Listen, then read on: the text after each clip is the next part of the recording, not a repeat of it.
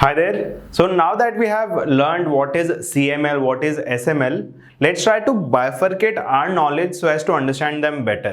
ठीक है, हमने सब कुछ पढ़ तो लिया है, but we need to understand कि CML और SML में डिफरेंस क्या है, right? Securities market line was the recent learning that we did. So CML और SML अलग अलग चीजें हैं और अलग अलग चीजें बताते हैं. That we need to understand. First of all, the most important difference is CML में हम लोग एक्सपेक्टेड रिटर्न तो ले रहे हैं, but on the X axis we have total risk. ठीक है, when it comes to standard deviation quantifies total risk. On the other hand, when it comes to SML, we take expected return, but on the x-axis we have beta. Beta is a measure of only systematic risk. It only gives us better picture of portfolio. ठीक है, portfolio जब बना रहे हो तब हमारे पास खाली systematic risk बचता है, और सिस्टमैटिक रिस्क को कैलकुलेट करने का बहुत अच्छा तरीका है बीटा. ठीक है, so on SML we use beta, on CML we use total risk. अब SML क्या बताता था? SML हमको बताता है कि जितने भी सिक्योरिटीज हैं, जितने भी पोर्टफोलियोज हैं, they should all plot on this SML. ये SML जो देख रहा है आपको, ये SML पे सारे सिक्योरिटीज लाई करेंगे. Why? बिकॉज जैसे जैसे बीटा कम ज्यादा होगा वैसे वैसे उनका एक्सपेक्टेड रिटर्न कम ज्यादा होना चाहिए. It's the ideal scenario, right? Ideally all the securities and all the portfolio should lie on this curve. अगर कोई सिक्योरिटी यहां पे नहीं है तो वो क्या बता रहा है? Let's say if it lies below SML, तो मतलब क्या हो रहा है? मैं ज्यादा रिस्क लेके भी कम रिटर्न कमा रहा हूं, मतलब वो ओवर प्राइज्ड सिक्योरिटी है. अगर वो SML के ऊपर है, मतलब मैं उतना ही रिस्क लेके ज्यादा रिटर्न कमा पा रहा हूं, that means it is under prized security. कभी ना कभी वो वापस यहां पे मिलेंगे. ये ओवर प्राइस वाला भी SML की तरफ जाएगा, अंडर प्राइस वाला भी SML की तरफ आएगा. So ideally all the portfolios will lie on the SML. ठीक है, इन द लॉन्गर रन. तो अगर उसके नीचे है तो ओवर प्राइस्ड है, और उसके ऊपर है तो अंडर प्राइस्ड है. एंड बीटा अगर 1 है तो हमको मार्केट का रिटर्न मिल जाएगा. ठीक है, this is the market portfolio. CML similarly, CML हमने एफिशिएंट फ्रंटियर के साथ जहां पे कन्वर्ज होता है, that is the optimal market portfolio. ठीक है, वो ऑप्टिमल पोर्टफोलियो है. वहां पे एक्सपेक्टेड रिटर्न जो है वो मार्केट का मिल जाएगा मेरे को, यहां ये वाला जो लाइन है. सो एफिशिएंट फ्रंटियर क्या बताता है? एफिशिएंट फ्रंटियर बताता है कि eight that point of risk, ठीक है, ये लेवल ऑफ रिस्क में सबसे एफिशिएंट पोर्टफोलियो कौन सा है. ठीक है, अगर कोई पॉइंट उसके ऊपर लाई कर रहा है, जैसे इधर लाई कर रहा है, ये क्या है? ये मैंने आपको लास्ट टाइम बताया था, ये बोरोइंग पोर्टफोलियो है, बोरोड पोर्टफोलियो या बोरोइंग पोर्टफोलियो. जहां पे हमने क्या किया है? 125% मार्केट में इन्वेस्ट किया है. 125% कैसे कर सकते हैं? 25% भाड़े पे लेके I have taken loan on risk free rate and parked my money into market.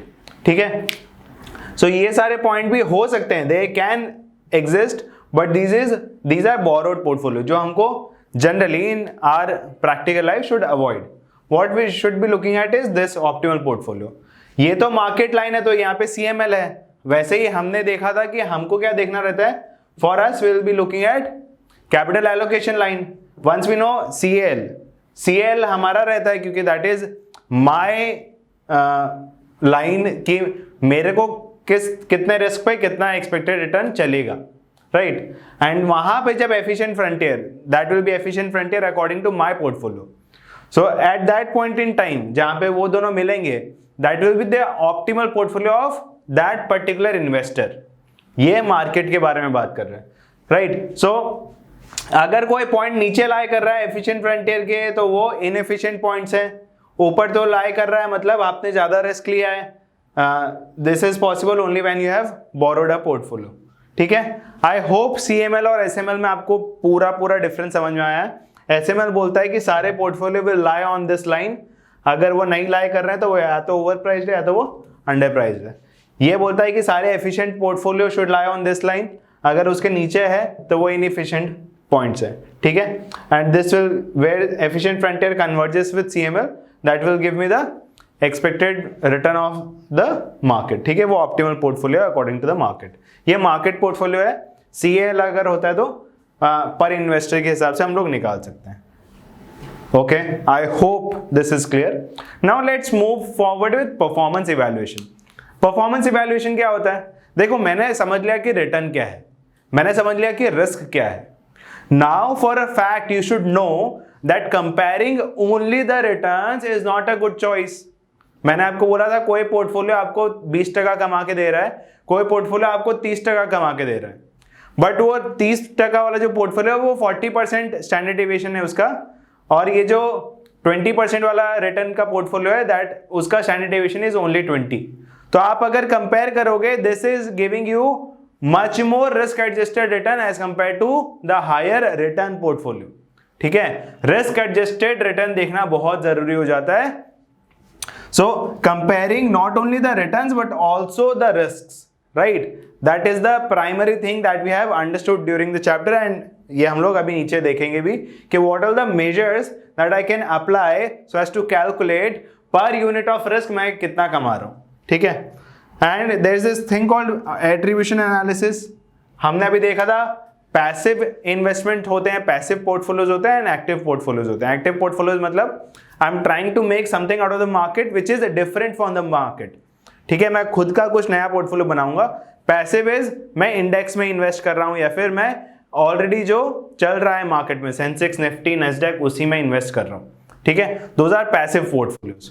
So active portfolios का रिटर्न जो है वो पैसिव पोर्टफोलियो के रिटर्न से जब कंपेयर करते हो that is called attribution analysis. But हमने अभी सीखा है कि खाली रिटर्न कंपेरेबल नहीं होता है, we need to compare the risks too. ठीक है, so the first measure that you can take is Sharpe ratio. Sharpe ratio क्या बोलता है? जितना भी एक्सेस रिटर्न आप कमा रहे हो, your RP is return of your portfolio minus RF that is risk free rate, उसको आप डिवाइड कर दो टोटल रिस्क से। Standard deviation is total risk and beta is systematic risk. ठीक है, सो if you compare your excess return with the total risk, you will get कि per unit of total risk, per unit of risk, how much is the excess return that your portfolio gives। ठीक है, तो Sharpe ratio हमको क्या बताता है कि हम जो रिस्क ले रहे हैं तो पर यूनिट रिस्क पे हमको कितना रिटर्न मिल रहा है, right? So that is Sharpe ratio. Trainer क्या बोलता है? ट्रेनर बोलता है कि आप यहाँ पे टोटल रिस्क क्यों ले रहे हो? Since you are making portfolio, your unsystematic risk is already diversified and hence you should be taking into account only the beta of the portfolio.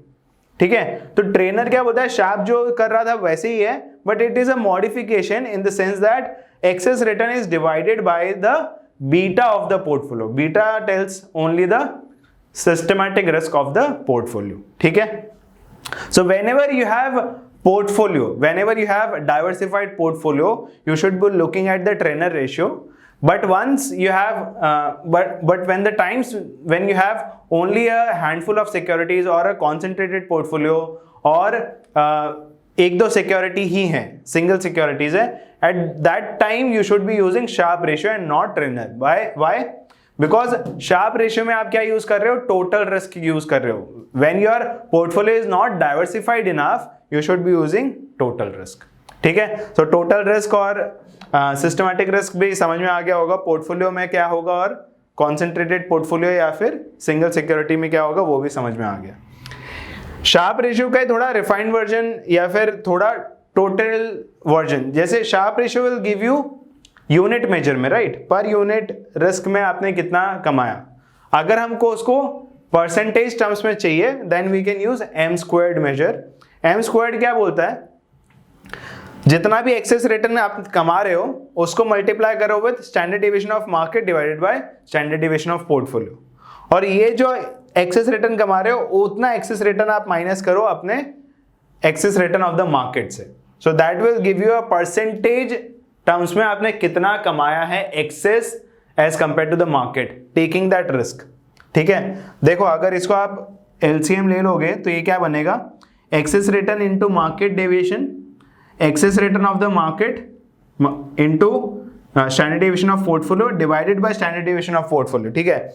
मतलब excess return upon standard deviation ही हो रहा है, but क्योंकि हमने हमारे excess return को standard deviation से मल्टीप्लाई कर दिया ऊपर, तो ये टोटल में परसेंटेज टर्म्स में आ जाएगा, right. So M squared is nothing but a percentage form of Sharpe ratio, right. ये आप थोड़ा रिमेंबर भी कर सकते हो, बट ये सेल्फ एक्सप्लेनेटरी है, ज्यादा कुछ आपको देखना नहीं है, it's just a modified form of Sharpe ratio. Jensen's alpha, अब देखो ये फॉर्मूला आप कभी भी याद करने मत जाना। जेनसेंस अल्फा क्या बोल रहा है, आपने जो एक्सपेक्टेड रिटर्न कमाया था, आपने जो एक्सपेक्टेड रिटर्न सोचा था कि मैं कमाऊंगा, which is RF plus beta times of RM minus RF, ये क्या है, CAPM है।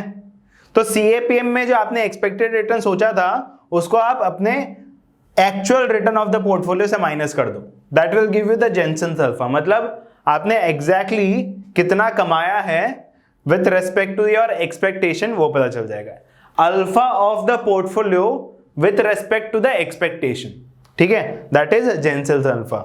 मतलब RP minus your expected return of the portfolio. Expected return क्या है, CAPM से हमने निकाला था, RF plus beta times of RM minus RF। So expected return minus कर दो आपके RP से, you will get Jensen's alpha, which is nothing but alpha of your portfolio with respect to expectations, ठीक है। आई होप ये performance evaluation भी clear होगा। With that we are done with this reading, will be moving forward now.